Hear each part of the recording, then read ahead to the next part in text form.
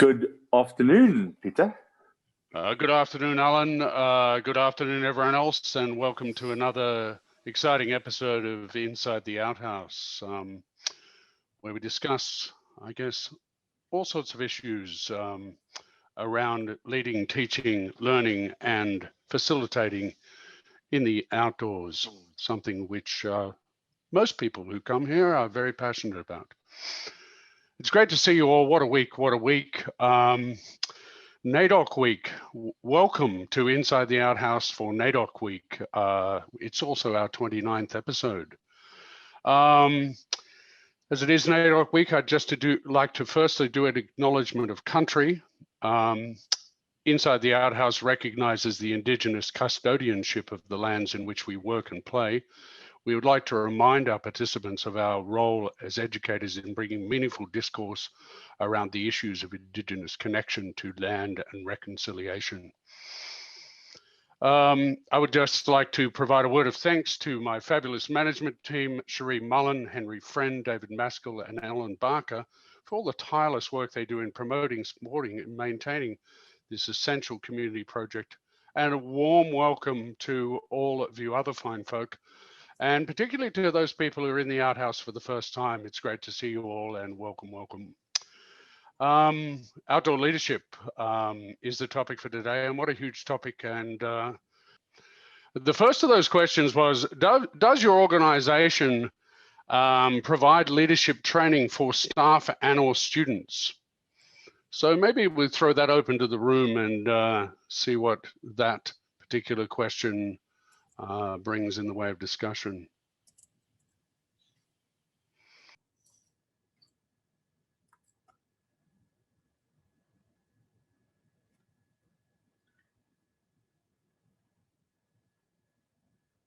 Well, I'll start that one then. We in the past haven't provided formal leadership training, but I'm actually looking at doing that now. Yeah, we're developing some stuff at the moment, mainly because of we're getting a lot of people from different environments coming to work for us. David, is that something you've done in post-pandemic world, or were you developing it prior to the pandemic? We were really started to develop it this year. We're working a bit with Laurie from Outdoors New South Wales, yeah, on the fact that although leadership was something that we all pride ourselves on in the outdoors, that in many ways we may be not as good as we'd like to think we are, and perhaps we need to become a little bit more structured and formal and yeah, actually teach the thing. Yeah, thanks for that. What do other people, what have they seen in organizations, or what have they personally experienced in terms of the teaching of leadership to them as students or them as staff members?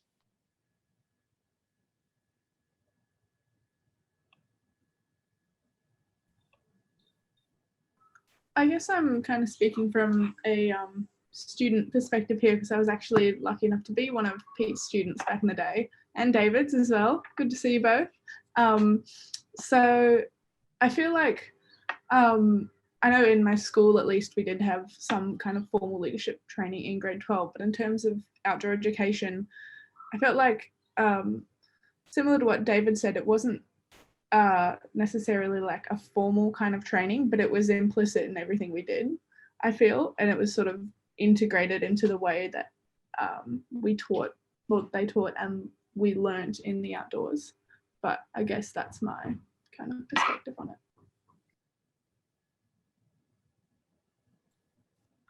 Where I'm working now, I don't really have leadership training, but previously when I worked with the outdoor education group, they offered specific leadership training in their core programs. And I remember doing core 2 leadership training. And so I thought that was really good that they did specifically advocate and train you in leadership skills and not just hard skills.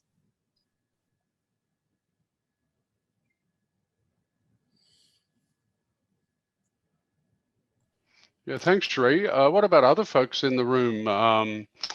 What about some people who are perhaps in the higher education sector? Maybe some comments from them. Well, I could probably contribute to that part of it. Hi, my name's Mandy and I work at the University of the Sunshine Coast and the Bachelor of Recreation and Outdoor Environmental Studies.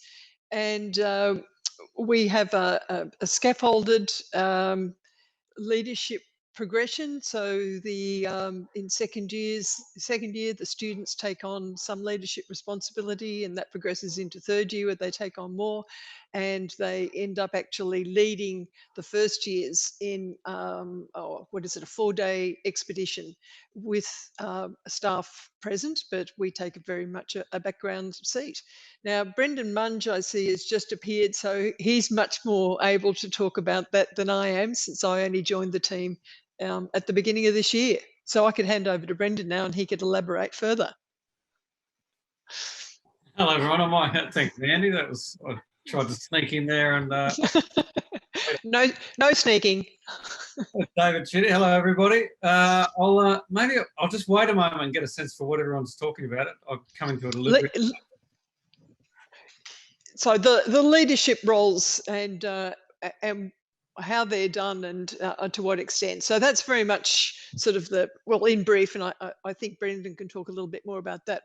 For me, as somebody who's come into the team at the beginning of this year, I participated in a couple of groups with pairing with another staff member so that I could really see the way things were done within that particular group and their philosophies, so that gave me time to sort of ask questions and make sure that I wasn't imposing too many constraints on the students and were allowing them to grow. So I thought that worked very, very well. And then obviously that just progressed into me taking groups of students out on their own. But it's a very collaborative group. There are 5 of us in the team, plus a couple of sessionals, including Pete. So everybody's very collaborative, and it makes it really easy just to ask questions about, the way things are done and how much latitude we provide students with in certain situations. If they're not necessarily covering everything that needs to be covered prior to setting out, or if they're taking students on the wrong route, or what they might be doing. Well, thanks for your very relevant comments, Mandy. I didn't mean to put you on the spot in any way. I was just trying to develop this discussion, and I saw that you. I appreciate that, Pete. Not a problem. Okay. Perhaps some other people who are perhaps in other capacities rather than the wider higher education sector could make a comment on this question.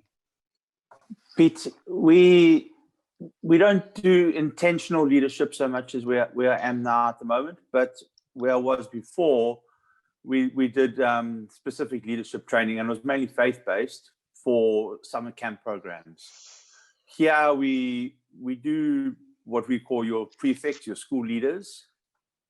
We do some of it, but it's not our core, what can I say, a core part of our program. It's more ad hoc, and it comes on as an add-on more than anything else.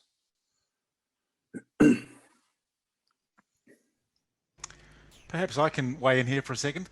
I used to work at Outbound in New Zealand, and staff training was a 3-month program and involved obviously some hard skill training, but a lot of it was about how to lead groups, how to facilitate the learning that we're expecting staff to develop or impart to participants or students. So definitely leadership training was part of the training for staff.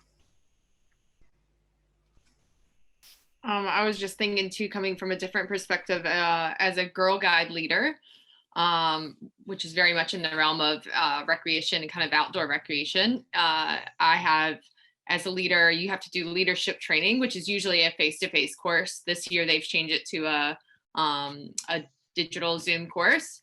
And then I also have a passport, which is full of like all the things that they kind of expect me to be able to do within a 6-month period. So those are things that you can't do right away, but you have to slowly do over time based on your interaction with the girls and how you can help them earn badges and stuff like that.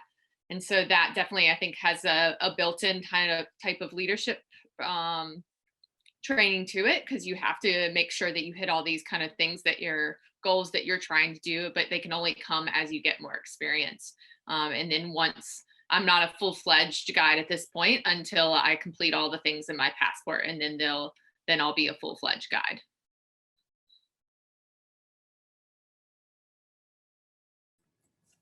Sophie, could I come back to ask you, what did you find as a student in a secondary school situation? What did you learn about leadership specifically that you could apply, or you're currently applying, or you applied at the end of your secondary schooling?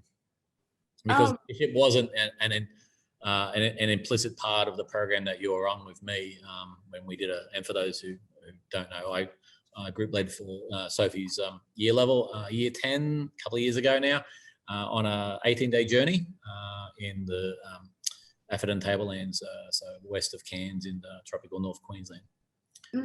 Yeah, no, thanks for the question, David. And I will just add onto my answer before, when I say like it was sort of implicit, like there definitely was sort of designated roles, I guess. Like we would sort of, certain people would be assigned to lead the group for that day. And, you know, that was a really good learning experience, I think, in the fact that we were just sort of put on the spot and went, okay, well, how do we deal with this situation? What do we do? Do we delegate tasks? Who's doing the navigation, etc.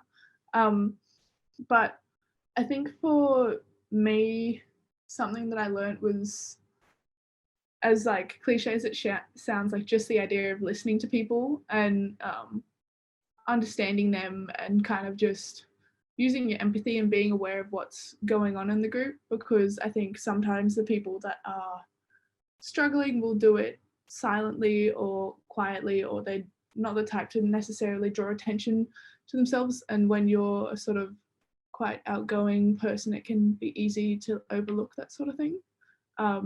So I guess sort of focusing on some of the emotional sides of leading as well. Yeah. Did you find from that experience you were able to apply learnings or takeaways from the journey to later parts of your secondary education or what you're doing now? Oh, for sure. Just in my everyday life. Like I'm so grateful for all the leadership experiences that I've had in the outdoors, particularly because I feel like it's just doing it in that kind of environment is, for some people, quite different to what they do in their everyday lives, and it kind of puts things into perspective a bit more.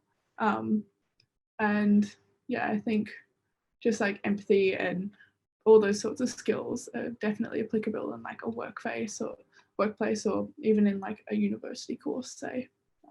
But yeah. That comment allows me to use the word segue. What a beautiful segue to what I was going to ask, which is leading in the outdoors. Is it different to leading in other parts of our existence? And why is it different?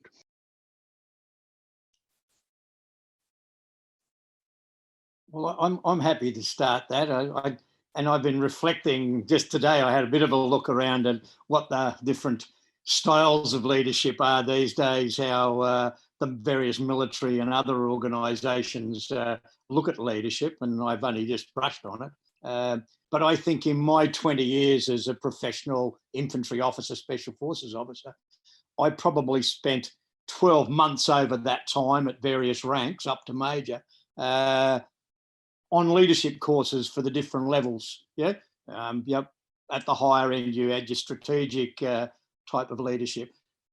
I believe outdoor leadership is very much like the leadership that's used in the military and other environments that have can have high risks, yeah, and that things can go wrong. So while you might not use exactly the same systems, a lot of it is quite relevant. It's very similar. I mean, for me to move from the military into the outdoors wasn't a very big step at all. I'm not quite sure that leadership has done that well in general society. It's more management in a lot of organisations rather than leadership in the true sense.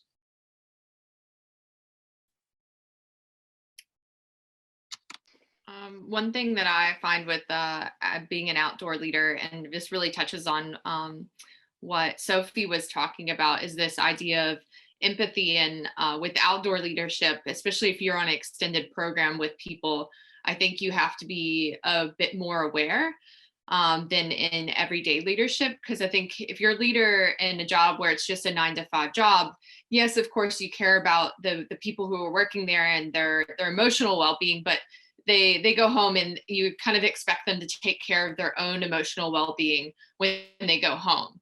Whereas with outdoor leadership, if you're on an extended program, then you really have to be concerned about the emotional well-being of those people in your program, because that's going to affect their ability to do any of the activities that you're doing.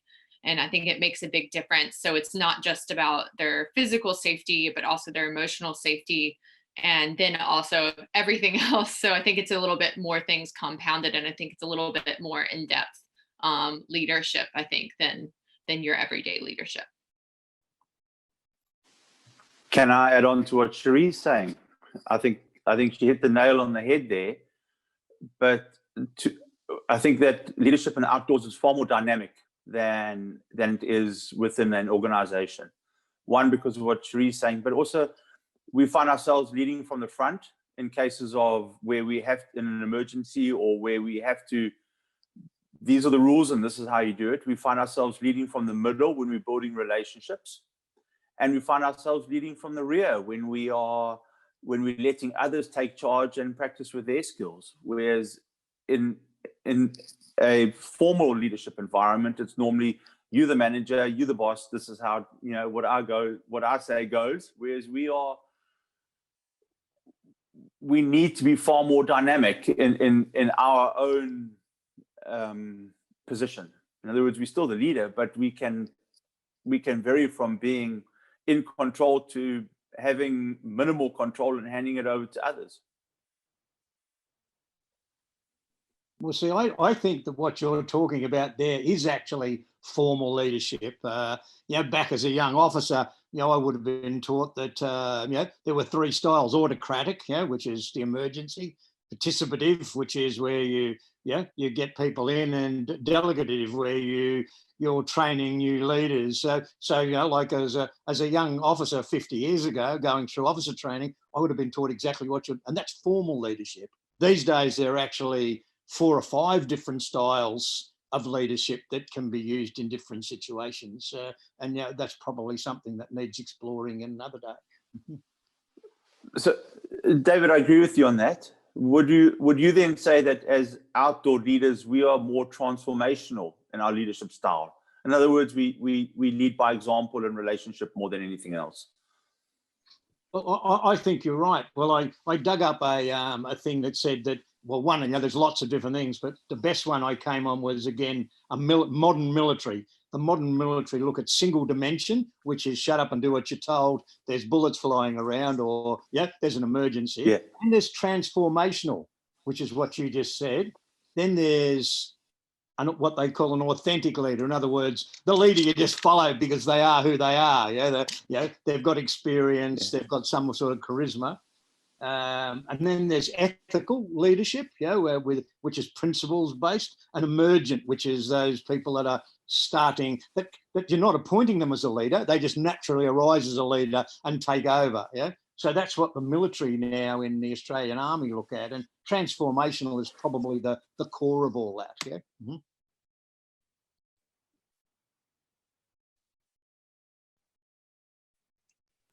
What do other people think about this particular interesting topic?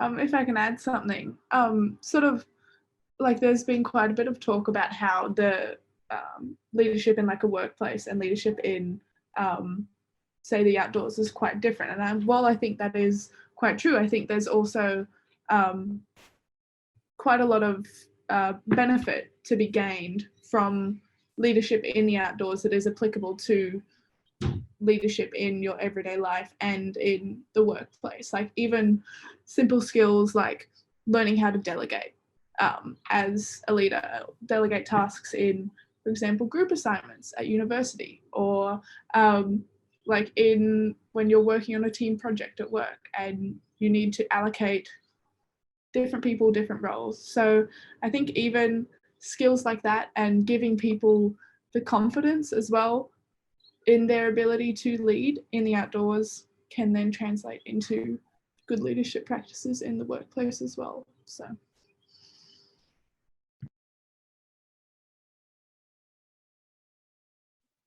It's I interesting. think also, you go, David. I'm just saying it's interesting that a lot of organisations don't appoint leaders; they appoint managers who will follow follow the task and do the organisational role. Leaders have a tendency to want to look after their people and often won't care about the bottom line and other things. So a lot of public service departments and other organisations tend not to have leaders. And we actually saw that became a failing during the bushfires and the COVID, where organisations failed to make good decisions, to look after their people, to look after their responsibilities, because they actually didn't have leaders. So that was a safe way for organisations in a quiet time. But you need leaders when the shit hits the fan, to use the expression. Yeah.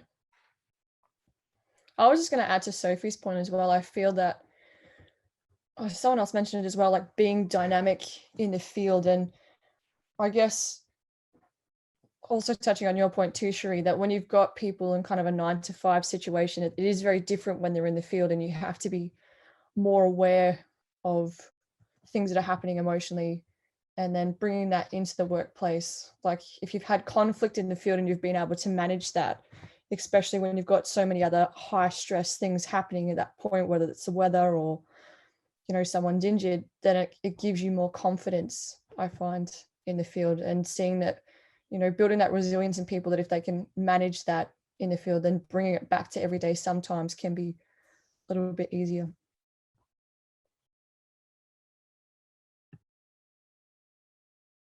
Fantastic. I fully agree with those statements. Thanks, Tegan. I guess, what are the influences on your outdoor leadership style is perhaps another question that I had, which I'm kind of interested in.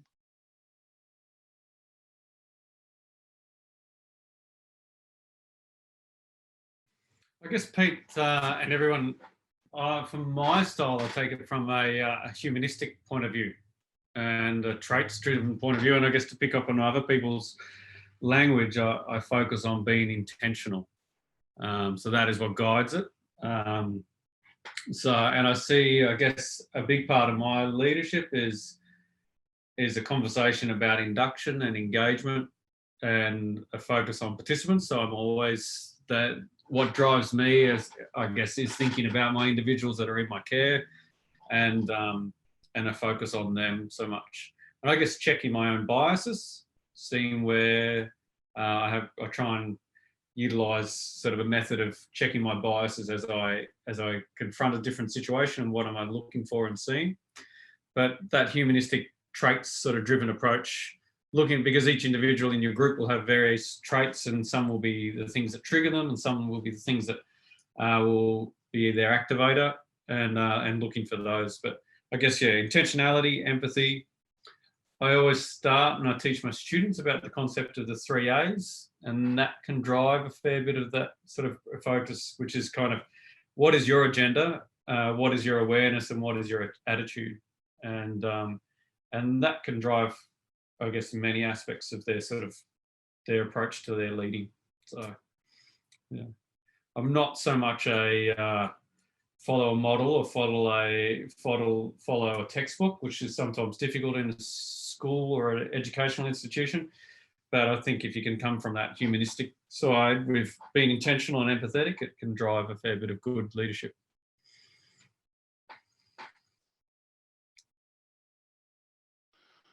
Yeah, thanks, Brendan. Very wise.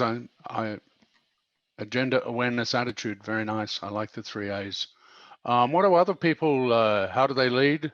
What are their styles? What influences those things, particularly in the outdoors? Pete, I'm always reminded of connection before content when working with people, especially with young young learners in the 10 to 14-year-old bracket. And for me, I think then the point becomes relational, as in, are we able to connect with them before we can show them what we do and how to do it?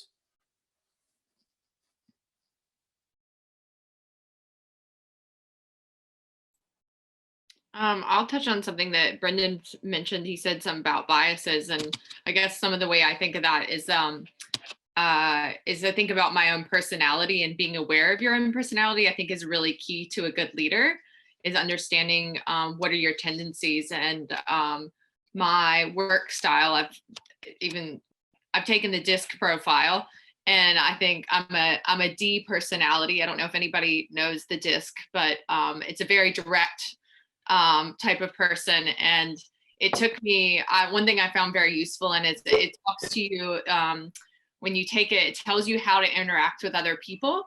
And when I took this test, I was a grad student, and I was part of a group of grad students. There was about 10 of us, and we worked very closely together, and a lot of us lived together, we worked together at work, and then we had different projects that we had to work on as grad students. And one thing that they would always do is, like, when I was being a bit too direct about things, they would always tell me that I was being a big D, with all the connotations that go along with that. But it was a really good, like, having those types of people around me really started helping me realize how to check myself when I was kind of being, my tendencies started to kind of take over to be very direct and just tell people what to do. And so now I think I have a really good, healthy understanding and realization of when I'm starting to do those types of things, and being able to step back and say, okay, nope, I don't want to lead like that. And so then, okay, then I'm aware of it. Now I can change my attitude and change how I'm dealing with the situation. So I think being self-aware is a really good leadership skill. I couldn't agree more, Cherie. I think self-awareness is very key to leading any group. I guess personally, I was thinking about it a little bit, and I'd just like to throw into the conversation, I try not to do much separation between myself and my students if I'm leading a group of students. I tend to talk about the community, the team, the group, and I am included in that as the overall leader of whatever the potential thing is. Obviously, perhaps in times where the conditions of the leadership experience change, maybe I would alter my style based on that. 2 weeks ago, I was involved in a range of severe weather incidents, and I definitely altered my style during that. But I think I like to be part of that community. What do other people think about that?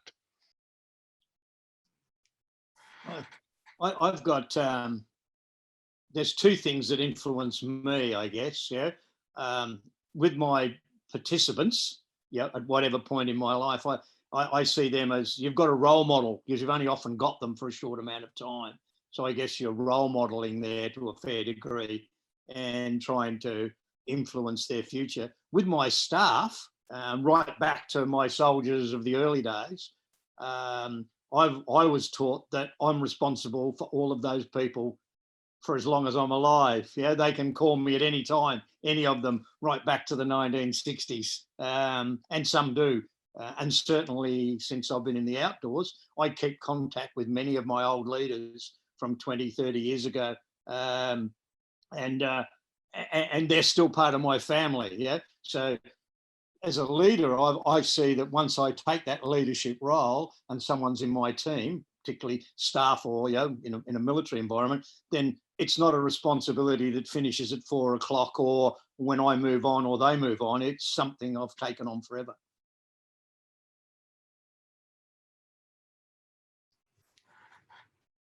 I think that you make a good point there, Dave, about the notion that our leadership has some endpoint. I don't think that's, I think if you've stepped in a role, it's fairly important that you see that role as an all-encompassing thing. To touch on your point, Pete, that community I think is important, and I think from a leadership perspective, we can set some people up to think that you have to be perfect in your leadership. And I emphasize that in a community, you've got to, as leaders, you've got to show the messiness, that you're going to make mistakes and own them, that you get things wrong and you take them down the wrong path and you didn't get stuff right. And if you're owning them and you're saying to your students and being authentic that I've got this wrong, or I shouldn't have shouted then, or you're not separating yourself from the community, but you're showing the realities of what it's like to be in this community, and recognizing that you're not always going to get it right, which is part of that role modeling that Cherie and Dave mentioned as well, that owning your mistakes and being realistic about what you're capable of, because there's a reasonable amount of literature, especially about as it's sort of growing in the focus on female leadership and those sort of things, is the reality is that it's not the same. It can't be the same, and we shouldn't set up these sort of unachievable tasks for males or females to lead in the same way as well. So I think that's pretty crucial. Going back to your question, Dave, you mentioned, is there a model to the 3 A's? I think I first learned it from a business book, to be honest, from a leadership business book somewhere years ago. And I thought it's a reasonable thing that each time I walk into a group of people or work in a particular place, that I need to think about those things. There's a fella also by the name of Gert Biesta that talks about education and leadership in that, and that something that guides his leadership in education is this idea that the students in your care, there's a something that they're going to learn, and there's a reason that they're going to learn it, and there's a selection of the person that's going to teach them. And you need to think that there's a reason why you're in front of that group of people, and how you relate to that idea of what you will teach them and how they want to engage in it. What's their purpose behind learning it?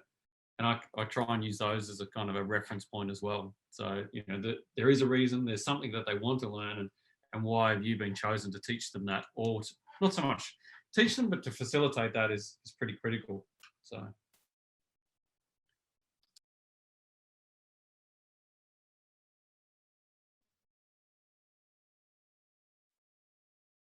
One of the things that I always find interesting is if you read The Art of War, that Chinese bloke back in the year dot that wrote a lot of leadership and other things.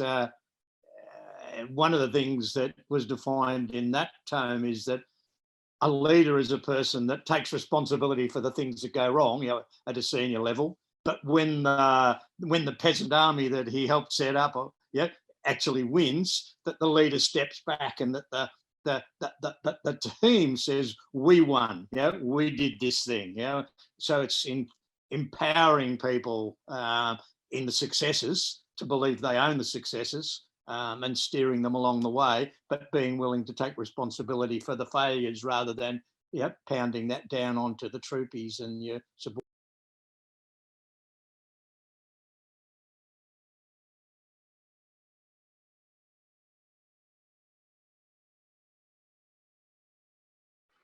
Are there any other thoughts from other people who are in the room? Perhaps feel free to speak up. It's a very friendly and loving environment. There'll be no judgment. I'm just interested in what people think about this. What type of leadership training works for you when you're working with learners, or when you're working with young people outdoors?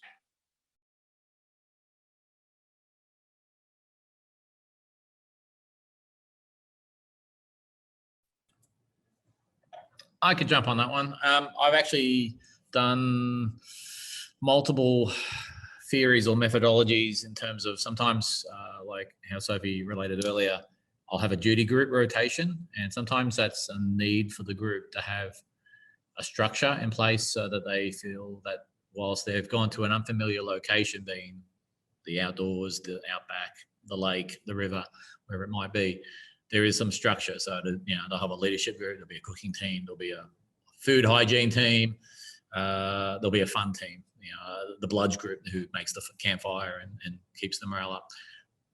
Other programs, and I've been tested by and challenged by other facilitators, and I tried it once successfully on the program I used to work for up at TAS, where I didn't give them boundaries like that. I didn't give them guidelines. I said, you guys, it's your program, and it was a very small group, so it was much easier to manage a smaller group of, say, 10 or 9 students as opposed to 14 or 18.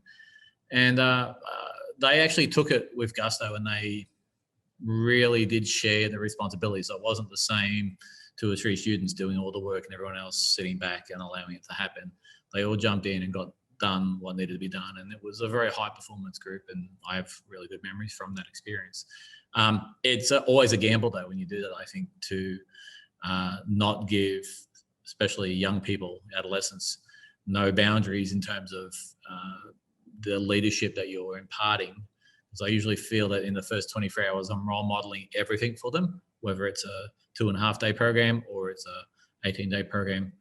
That's the first 24 hours where it's all me. Look at me, look at me, look at what I'm doing. This is what I'd like to see you do.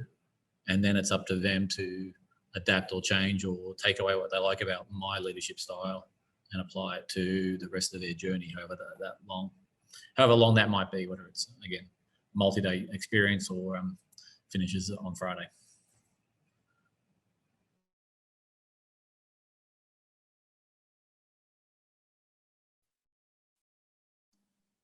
I was going to people. say, Sorry, Kate. Go. Oh, and I was just going to say, having been out for quite a while now, but with something that David was saying about, watching him at the start, I thought it's for me, it was always very important to come in and be quite strong at the start, and you're setting maybe boundaries so that the kids always knew where they stood, and then they use that as a foundation or a guideline then to be able to move on through the week. If you come in really haphazardly, really open, it's not setting any expectations, it's not setting any guidelines, or maybe not too many structures, but on the kids, so at least they know where to go from and what's expected, maybe what's not. And it just sends them where they can move forward with the week, with their journey. I just find sometimes, in observations of some, years ago when I was working with some different leaders, they never really did that. And sometimes when there was then, the group got lost, as in not physically lost, but more emotionally lost, it was quite hard to come back in the middle of the week and then try and pick those kids back up again and re-guide them. So I've often found that coming in with fairly, strong foundations, boundaries at the start, giving the kids some expectation, finding out what their expectations are at the start of what their journey is, and then allowing it then to flow through the week. That I just found if you came in totally with nothing at the start, if you had trouble, if you had incidences happening, trying to reel those kids in, or, starting to consider safety and so on, you would find you would really struggle getting that. So I used to find that right at the start, a bit like what David was saying. I go straight to expectations as my opening discussion point when I'm either group leading or if I'm a replacement teacher in a group. And recently I had that experience where I was, my first question was, what do you guys expect from this week's program? It was a 5-day program, and because I know what the school expects of me to deliver in terms of curriculum or key phrases or keywords. But in most cases, a lot of adolescents, young people, they don't have any real expectations. They may not have much foundation about why they're going on camp, being camp or an outdoor program. And that's where I go to now when I first start a program. What are your expectations? Is it just about having fun, being with your mates, kicking the footy around in a different place? Sometimes I get deep and meaningful. Sometimes it's really superficial and they're giving me the teacher answer. But ideally it's not that. I heard a new term recently, which is called host leadership. And David, you mentioned it with your small group when you went out with them. And almost links up to what we're saying here, whereas you provide the context, but you become the host of the event. And the group then decides on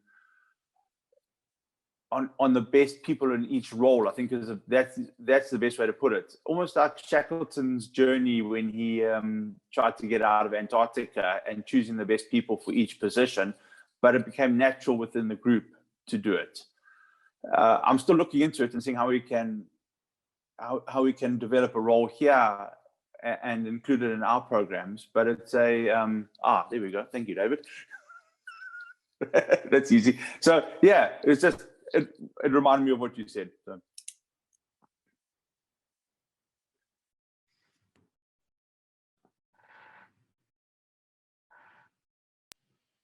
Yes. Fantastic, interesting comments. What other thoughts do people have on this concept? And can we actually adapt styles which are designated for, shall we say, outdoors?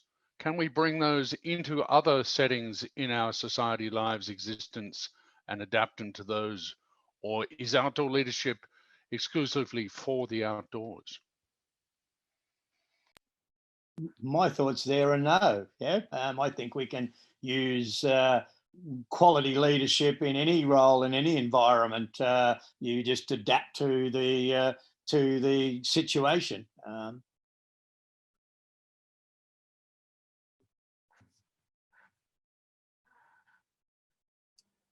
Yeah, I'd agree with David. Again, David Chitty.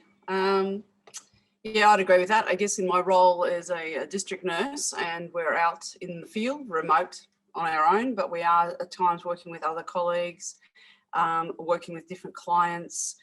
You've got people in all sorts of states of mind, emotional, physical, and you do need to be able to bring those skills from the leadership and transfer it across, because there's a lot of people that will need that guidance, will need them to maybe help bring that education to them and allow them to start thinking and making decisions for themselves.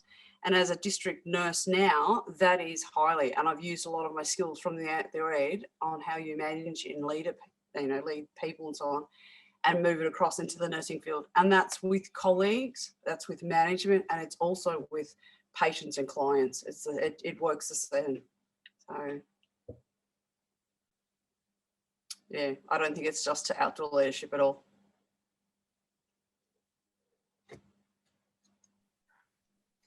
I think most of the leadership strategies we've adapted from somewhere else to come into the outdoor field. And yeah, I think the cross-pollination is fine. Going back to some of the strategies we use, I use a strategy with most of my groups, or nearly all of my groups, about negotiables and non-negotiables. These are things for the trip that are negotiable, and they could be about the intent or the learning or what they want to achieve. And the non-negotiables might be things around language and swearing and, bullying and those sort of things. And I guess that lays the foundations for then what can occur. I guess I'm not often thinking about myself as a leader. I'm often thinking about that sort of facilitating role more and more now versus the concept of leading. And I guess that fits within that sort of intentional aspects of it. But yeah, I think we can use them both ways. It's just unfortunate in many of our workplaces we don't see leadership or facilitation. So it's often a missing thing. And going back to some of those other comments, it's more the concepts of management versus leading, and that's a shame. I think what Brendan was saying there about being a facilitator, I think that's definitely something I've taken into every aspect of something that I do. I don't just I try really hard not to just do things for people or not to just tell them what to do, but it's really that kind of facilitation aspect, especially like with the Girl Guides and stuff, and like little things that we do. I try really hard to make sure that get them to get to the conclusion rather than bring them there. And I think that's a really important aspect of teaching and learning, which is all part of leadership. I guess, yeah, I should qualify. I emphasize the leadership by example, language and appropriateness of behavior and expedition behavior and in the way we pack and the way we manage ourselves. But yeah, the crossover is then the facilitation. So, but Brendan, those things you just mentioned as facets of leadership are also facets of facilitation, of how you're choosing to operate to facilitate to a particular outcome with the students you're working with. Mm-hmm. I've always had big concerns about the use of the term outdoor leader. It's never felt like the right way to describe what I like to think that I used to do when I was taking groups into the outdoors. Sure, at times you do have to be, as David, you mentioned earlier on, you'd have to very much take control, but most of the time you really aren't. You're demonstrating, you're facilitating, you're instructing, you're imparting knowledge, but leading is a troublesome definition for me. Yeah, I think, Mark, I guess, yeah, like I said, the leading, like I was watching something yesterday, I was at a kid's birthday party where they were letting the helium balloons disappear and letting every kid, you know, let one go. And I was thinking about what they were facilitating there, and the leadership wasn't being shown, like the leadership in the actions, but then versus the facilitation of the activity. So, or the facilitation of the learning. But yeah, I think we have to be careful about setting our future students up to the concept that they are leaders versus something else. So it's always a bit tenuous at that point. So. And it comes down to terminology, Brendan. Yeah, unless I'm wrong, under the vet training, a Cert 4 in outdoor recreation, which is the basic level of most of our instructors who are in camps and outdoor centres, is guiding. They're guiding a participant in an outdoor experience. It's not potentially leadership driven, and it's definitely not the words that they're using at that level. Even in the diploma course, they don't use leadership very often. So, do you have an opinion on that in terms of how the industry sees itself? You know, we're guides, we're not leaders. I guess that's a step towards the concept of facilitation. You know, it is a shift. Like it used to be outdoor recreational leadership, and the idea that they're talking about guiding is a much better phrase in the sense of what their role is, that they're playing with the groups that they're with, I would suggest, and a better sense of what they're attempting to achieve. Like from an educational perspective, it's difficult to lead someone in an educational perspective because it's each individual is a voluntary or an involuntary participant. So then you're either letting them sort of learn for themselves or educate themselves versus us leading them to their education. So you can guide someone and then the person still has a choice as to how they go versus leading someone to something. So what pathways they choose, but yeah. Well, see, I see all of those things we're talking about there as leadership. It's just you're still part of the scene. You're just not necessarily making everything happen. You're allowing and guiding people along the way. It's still leadership. You give them a nudge, let them make their own decisions. Yeah, ask them a question here or there. Yeah, influence them perhaps. But so I think one of the things that Laurie from Outdoors New South Wales and I have been talking about is, and others, is how do we keep people in the outdoors, leaders, for longer than the short amount of time? And what's being discussed is a pathways concept of come in, learn lots of really good, human resource skills, to use the industry term, but for the best leaders, the ones that girls and boys that develop amazing leadership over 5, 6, 10 years, they'll be snapped up by industry further down the track. Yeah, because leaders are very short supply out there in mining and lots of other environments. So if we in the outdoors could formalise our leadership and work on the qualities of leadership with all our people, instead of staying 2 years and going and get a proper job, perhaps they'll stay 5 or 10 years, really get some high quality skills, communication, all the other things that leaders need. And then they can move into those highly paid jobs in other industries, and we'll get to keep them in the short term, and we'll be doing some amazing things for society. My takeaway message from that, David, is there's a large amount of work for me in the corporate sector. I'm just waiting for the phone call. I'd just like to add that I think that facilitation is really relevant to this discussion. And I would hazard that I think there's not a lot of organizations that are perhaps providing specific outdoor training, leadership or facilitation training in an ongoing capacity for their staff. And this would be one way that I would perhaps see that organizations could perhaps retain staff longer than that period of time that David discussed. What does people think about that?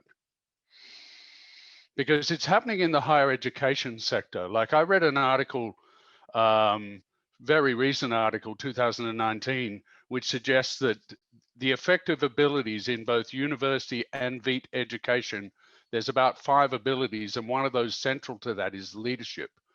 So both the higher education major providers in this country are already teaching about those concepts. But I think that it needs to continue on as people move out into industry.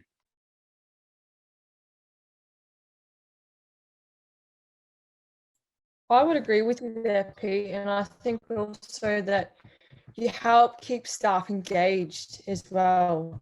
I mean, you kind of find in any place in life that once you start doing it for such a long period of time, but to be able to continue to engage with stuff, I think is super important. And, you know, to always be developing, that's what we do best.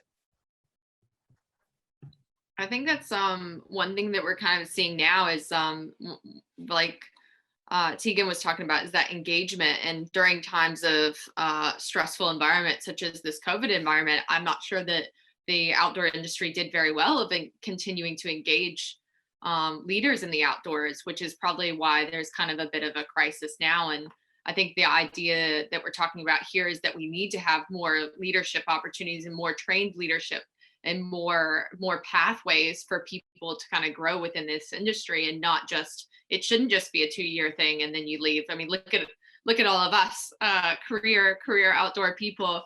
So the idea of going off to find a real job is a really hard concept.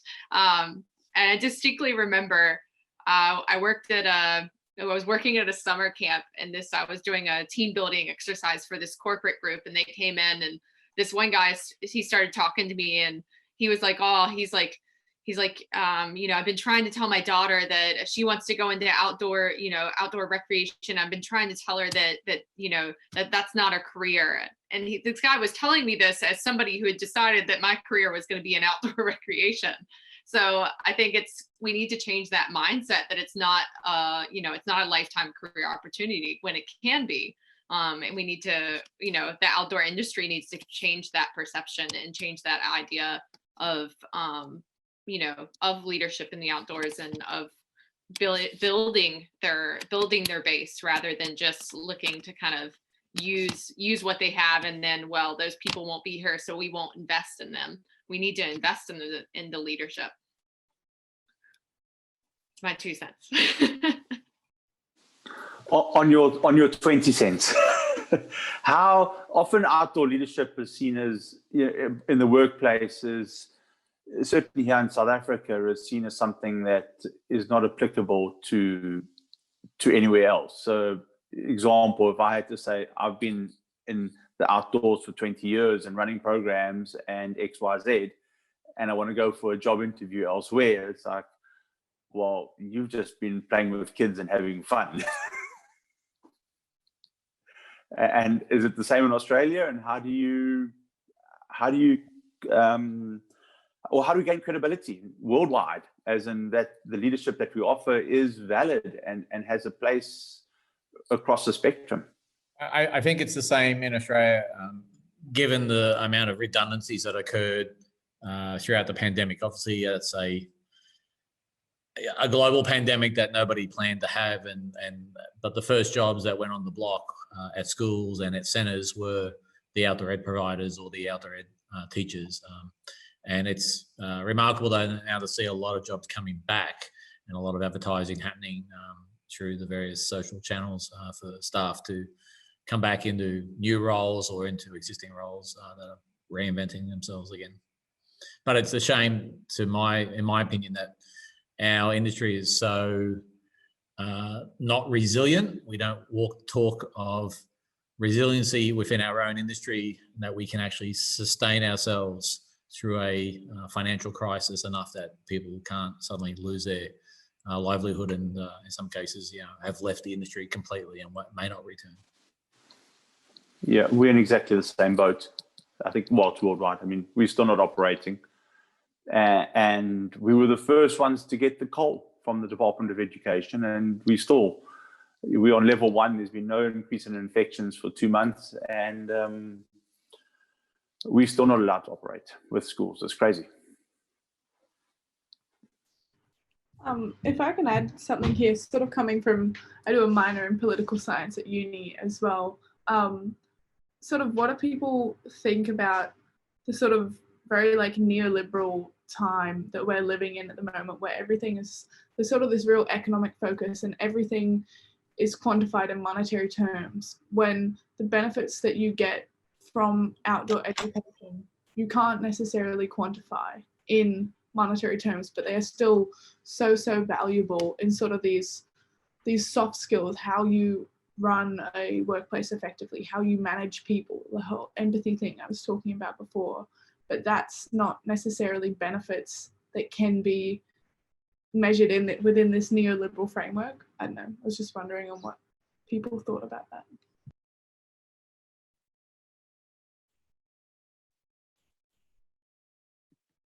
That's a really good question, Sophie. I'm not sure that, I think the silence is because it's a really hard one to answer too. It is very frustrating, but I mean, I think there are quite a few studies out there. I think that hopefully you're trying to prove that it is the benefits and the major benefits, and kind of going along with what Alan was talking about when I didn't have work this year for probably, I didn't work for almost a year. And part of the problem was I was applying for jobs that were, that were outside of outdoor education. And I think when people looked at me and saw what I did, it didn't matter. They just saw outdoor educator and they didn't see anything else of the value that I could add, even though I tried very hard to like describe my transferable skills. And I think with the flood of the market, like, people I don't think they fully recognize and fully understand the value of an outdoor educator and the skills that they have. So I think that's definitely something we should be pushing for, is that understanding of that there is monetary value in outdoor educators, and that they can add a lot more, I think, to the scenarios than people realize. I know that doesn't really answer your question, but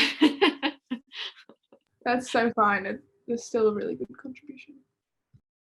But that actually leads me into the pathways concept again, to get that pathway through our industry into other industries. We actually need to be going, not only keeping our people and training them, but we need to be going as an industry and talking to the mining, the military, the police, the public service, whoever else, and selling our people, selling the skills our people have. So it might take a decade, but if we go out there and have a proper pathways concept that we've got negotiated through our peak bodies, in particular if we can get the Outdoor Council of Australia up and running, then the problems of people not being able to, or their value not being seen, will go away at some stage of the game, because we've got some amazing people in the outdoors.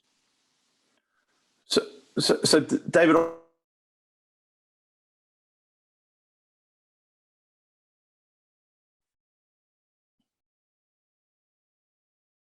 young people is a pathway itself into outdoor work later on, whether it's conservation or it's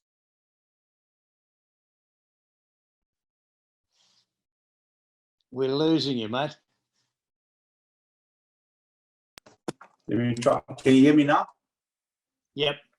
Is that better?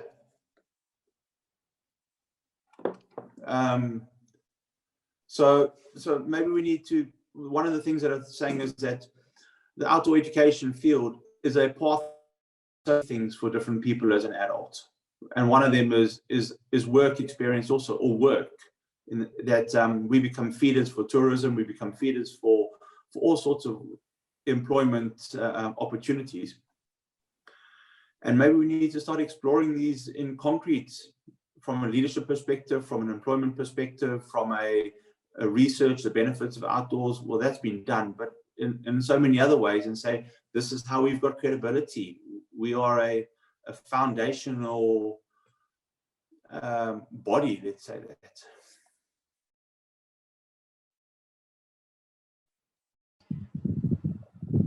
Thanks for that, Alan. I caught some of that. It was a bit broken for me, but hopefully people got your comments, and hopefully it comes through well on the recording. Just pulling you up here, folks, in what's been a fascinating discussion. We are just about coming out of time for another very wonderful Inside the Outhouse for another week. Just direct you to the quote and the video of the week, which are in the chat.